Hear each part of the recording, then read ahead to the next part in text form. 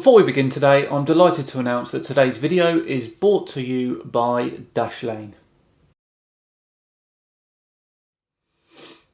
Jon the Morgile is a member of the infamous Globebusters team.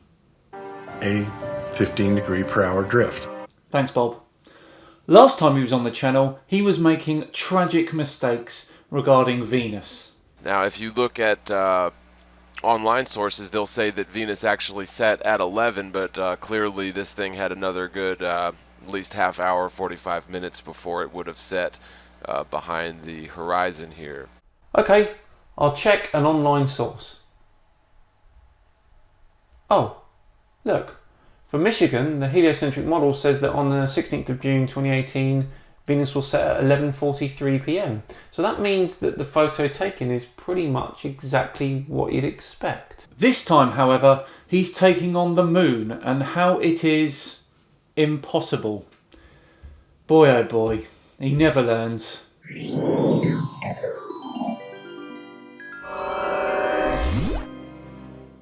Hello all and welcome to another episode of Tinfoil Tuesday with me, Simon Dan. Thank you very much for joining me.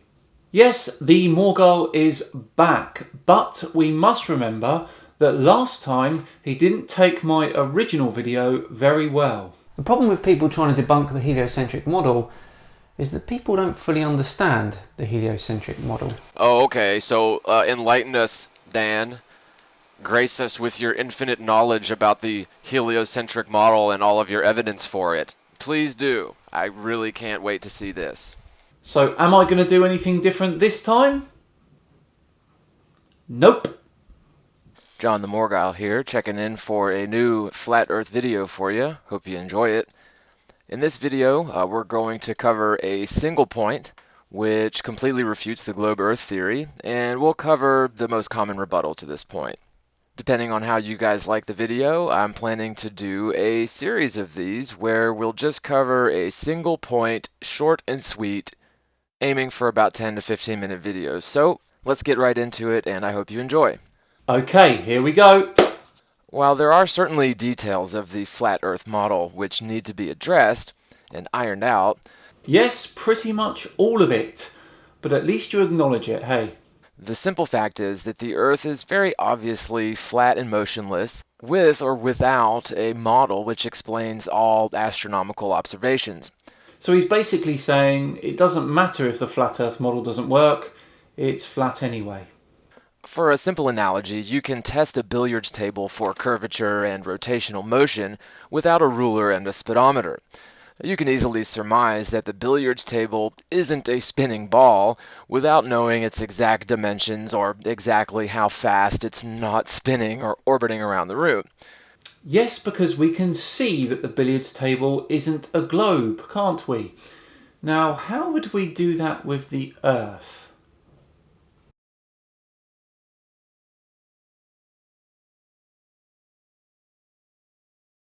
While the world is similarly without curvature or motion, such a claim will certainly seem extremely ridiculous to any normal person who's never considered the prospect of a fixed planar world, primarily because we've all been thoroughly conditioned into the steadfast belief that the world is a spinning ball in outer space. No, we have been taught, not conditioned. It's called an education, and in getting one, you are at the end of a 400-year journey into the knowledge about the natural world. The Morgile continues to talk more about indoctrination and programming before moving on to the objects in our sky. Now, it's believed that the circular objects in the sky are extremely distant and very large objects, although nothing could be further from the truth. Absurd statement. So it's far from the truth because you say it is? No. The moon is a fascinating example of these objects for many reasons, but for the purpose of this video, it's an excellent reminder of just how wrong the ball Earth theory actually is. You said that about Venus too. Now that one didn't end very well for you, did it? In the past few weeks, 3 or 4 different people have contacted me about one point in particular, which I'm happy to say that I came up with on my own accord. Of course you did, the Morgile. While it is satisfying to stumble upon an original ball Earth debunk, It can be a bit frustrating when nobody else seems to be talking about it. Probably because it's a load of rubbish. This is exactly why the people I just mentioned had contacted me. According to them, the point that I will describe here in a moment seems very straightforward and simple once you get it, yet for some reason none of the high-profile flat earthers are discussing it.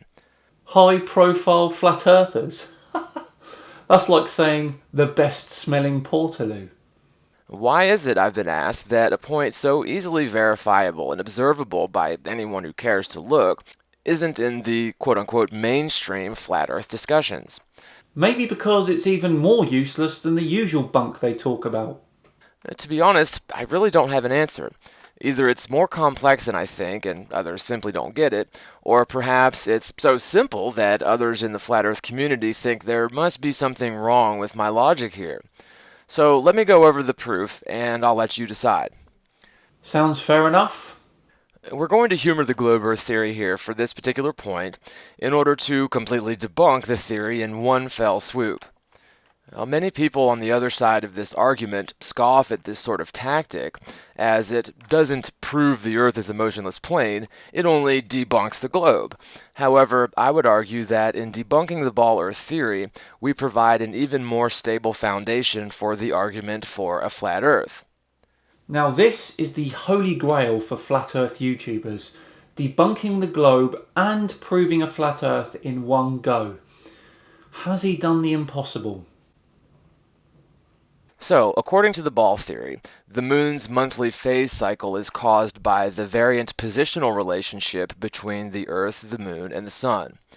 It's claimed that the Earth orbits the sun around a singular plane, known as the ecliptic plane. The moon also orbits the Earth along the same plane, more or less according to the ball Earth theory, although the moon's plane of orbit is said to be offset to the ecliptic plane by about 5 degrees. Okay, happy with that so far. When you extend the lunar orbit out nearly 250,000 miles, as they claim, this minor divergence of 5 degrees amounts to nearly 20,000 miles either north or south of the ecliptic plane. It's important that I mention this alleged orbital divergence, although it really won't make much of a difference in the grand scheme of things. So, the moon's phases are an excellent indicator of the current positional relationship between the Earth, the moon, and the sun, according to the ball Earth theory. I think he's going to make a point any minute now. During the full moon phase, the moon should be 180 degrees opposite the sun, according to an observer on Earth. During the no moon phase, the moon should be aligned to the sun, or on the same side of the Earth as the sun. And during either half moon phase, the moon should be on either side of the Earth. Quite simply, we can often see the moon rising and setting when it should be on the completely opposite side of the Earth, almost 250,000 miles underneath your feet. Well, no, because if you see the moon when it's either rising or setting, then you're going to be at one of these two spots, aren't you? So, for one example, anyone who has paid attention can verify watching the full moon, or even 90% full moon, overhead during broad daylight. On the other hand, a very slight crescent moon, say 5 or 10% lit crescent moon, can be viewed during certain months during the middle of the night. Such observations are geometric impossibilities according to the very ball Earth theory. Except they are not. Take a look at this image. This is how the full moon will look for me on October the 13th, rising at around 6:45 p.m. You can see that it is still dusk. I would be around here on the Earth at this point. Now, around 6 hours later, this is how the full moon looks for me, and I'd be standing here at this point. The crescent moon one is slightly more difficult because there's lots of variations for it. It also depends on your position on the globe, the time of year, plus that 5-degree difference in its orbital inclination matters as well. Take a look at this short video I recorded from the Stellarium software that I've got. This is how the crescent moon will look from my location on the 25th of October. You can see the slightly illuminated portion of the moon causing the crescent shape, and it's rising at 3:45 a.m. Now, watch as I speed up the Earth's rotation. You can see the moon gets fairly high in the sky before the sun rises. Look at how the sun and moon track together across the sky. Remember, they are not moving. The sun and the moon are in relatively fixed positions and we are the ones rotating. Seeing it like this really shows you how the orbital mechanics of the solar system works. So, a bit of background is necessary to make this point as clear as possible. According to the ball Earth theory, visible space should be the area opposite the sun. Subtracting out the twilight hours, we can visualize this quite adequately using two-dimensional diagrams. And this is often argued against by ball Earth proponents who claim that we must use 3D renderings to depict this point. However, I disagree, mainly because there's really only one plane of action involved here, the ecliptic plane. Well, yes, and the 5-degree difference in the lunar orbit. As stated previously, the Earth moves along this singular plane, as does the Moon, according to the ball Earth theory. The only divergence from the ecliptic plane would be the aforementioned 5-degree offset of the Moon's orbit. However, this would not affect the problem unless perhaps you're making your observation from the North Arctic Circle during the northern summer solstice. What's a solstice? After an observer has allegedly spun around through the twilight zone, the sun will have set, and visible space will begin to pop into view. After we've lost sight of the sun, the last thing we should expect to see overhead is the crescent moon, either waxing or waning. It really makes no difference. Well, it does, because the waxing crescent appears after sunset and the waning crescent appears before sunrise, as in my example. This is a geometric certainty, since the crescent moon should be on the day side of the Earth. Well, if you're referring to your diagram, well, of course, yes, but I think you know that it isn't just as simple as that. We view the moon rising and setting, allegedly due to the Earth spinning beneath the moon's current position plus or minus 5 degrees along the ecliptic plane.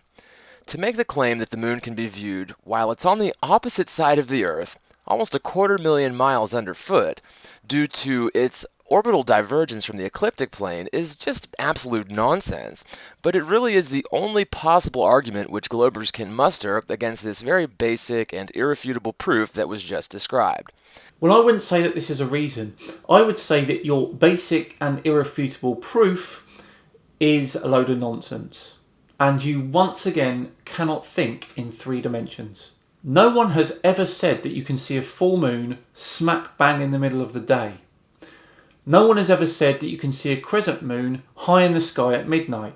You are taking examples of when we can see the moon and when we can't, and twisting those examples to suit your narrative, when the reality of the matter is you are failing to take countless things into consideration here. So the next time you see a full moon rising and setting well overhead during daylight hours, remember, this debunks the globe Earth theory.